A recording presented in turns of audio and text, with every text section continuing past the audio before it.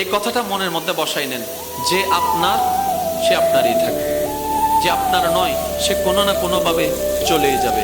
আর যখন চলে যাবে বুঝে নেবেন সে আপনার ছিল না, এতদিন আপনি অনুমানে ছিলেন।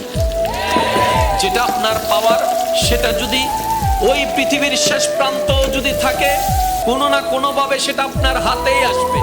আর যেটা আপনার নয় এটা যদি আপনার হাতের কাছেও থাকে আপনি স্পর্শ করতে পারবেন না। বাস এই দুইটা কথা যদি আমরা কোনোভাবে মনে এবং মাথায় রবের উপর ভরসা করে বসাই ফেলতে পারি, আমাদের জীবনের অর্ধেক ডিপ্রেশন এমনিতেই কমে যাবে। সুবহান। ধৈর্যের ফল মিষ্টি হয়। ধৈর্যের ফল, বাক্যটা আবার খেয়াল করেন, ধৈর্যের ফল মিষ্টি হয়। কখন হয় সেটা কিন্তু বলা নাই,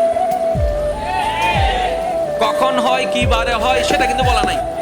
তার মানে ধৈর্যের ফল মিষ্টি হবে এটাই সত্য, কিন্তু সেই সময়টা যেন আমরা নির্ধারণ না করি যে এতদিন পরে হবে।